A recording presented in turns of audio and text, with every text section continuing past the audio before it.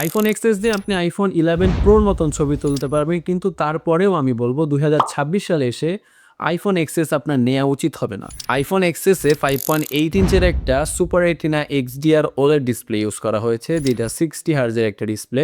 আপনারা ইনডোর এবং আউটডোর মোটামুটি ভালোভাবে ইউজ করতে পারবেন, বাট একটা সমস্যা হবে যখন দেখবেন ডিরেক্ট সানলাইটের নিচে আপনি দাঁড়াচ্ছেন, তখন একটু প্রবলেম হবে। ডিসপ্লের ভিজিবিলিটি তখন একটু কম লাগতে পারে। এই ফোনটার ডিজাইন অ্যান্ড বিল্ড কোয়ালিটি নিয়ে যদি বলি, এই ফোনটা দেখতে বেশ সুন্দর। এই ফোনটা যখন বের হয়েছিল তখন একটা ফ্ল্যাগশিপ ফোন ছিল, বাট এখন আমরা যেহেতু 20-22 হাজার টাকার মধ্যে পেয়ে যাচ্ছি, এটা দেখতে এখনো আগের মতন প্রিমিয়াম লাগে। বাট একটা জিনিস নোটিস করবেন, এই ফোনটা অনেক আগের একটা ফোন, বাট এই ফোনটা আপনি এখন কিনতে গেলে অলমোস্ট নতুনের মতন পাবেন। অর্থাৎ এইখানে দেখবেন খুবই ফ্রেশ ফোন পাচ্ছেন আপনারা, কোনো ধরনের স্ক্র্যাচ, ডেন্ট বা কোনো ধরনের দাগও পাচ্ছেন না কিছু কিছু ক্ষেত্রে। সো এই ফোনগুলো মূলত রিফারবিশড ফোন হয়ে থাকে।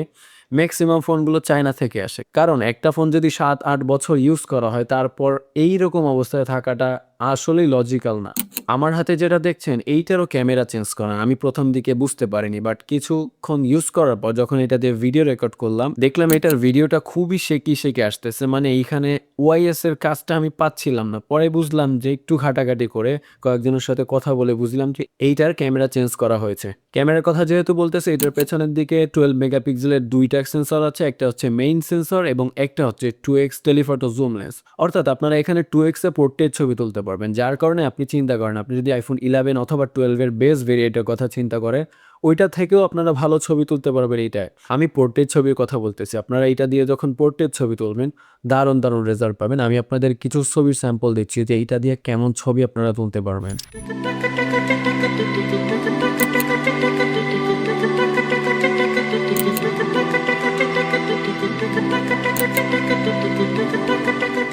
এটা দিয়ে আপনারা দিনের বেলা অসাধারণ ছবি তুলতে পারবেন, যেটা আপনারা অলরেডি দেখে ফেলেছেন।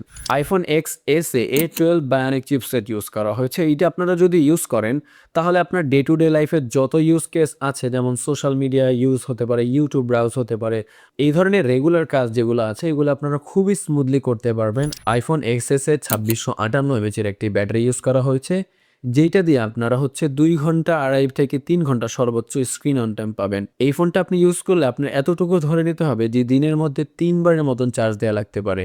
আপনি যদি একটু কম ইউজ করেন সেক্ষেত্রে 2 বার চার্জ দিলে হয়ে যাবে। যারা এই সময় আইফোন এক্সএসটা নিতে যাচ্ছেন তারা এই জিনিসটা মাথায় রাখবেন যে এটার চার্জিং ব্যাকআপ কিন্তু খুবই খারাপ। আপনি যদি একান্ত আইফোন নিতে চান, মানে একটা এক্সপিরিয়েন্সের জন্য, মানে একটা অ্যাপেলের ফোন ইউজ করব, এইটার ইউজার এক্সপিরিয়েন্স কেমন হবে, সেক্ষেত্রে আই থিঙ্ক আপনার আইফোন এক্সএসটা নেওয়া উচিত হবে না। কারণ এখানে আপনারা লেটেস্ট যে আপডেট আছে ওইগুলো পাচ্ছেন না। 11 উপরে যেগুলো আছে ওইগুলো আপনারা লেটেস্ট আপডেট পাচ্ছেন, ওইটা যেটার এক্সপিরিয়েন্সটা খুবই সুন্দর, কিন্তু ওই জিনিসটা আপনারা এখানে মিস করবেন। অর্থাৎ আইফোন এক্স এস নিলে আপনি ক্যামেরাটা খুবই ভালো পাচ্ছেন, বাট ইউজার এক্সপিরিয়েন্স অর্থাৎ অ্যাপেলের যে এক্সপিরিয়েন্স ওইটা আপনারা পাবেন না। সো আমি আপনাদের বলবো, আপনারা যদি একান্তই অ্যাপেলের কোনো ডিভাইস নিতে চান, আমার মতে 11 অথবা 12 নিলে সব থেকে বেশি ভালো হয় লিস্ট। আর অথবা আপনারা 11 প্রো নিতে পারেন, যেমন এইটা হচ্ছে 11 প্রো, এটারও ইউজার এক্সপিরিয়েন্স খুবই ভালো।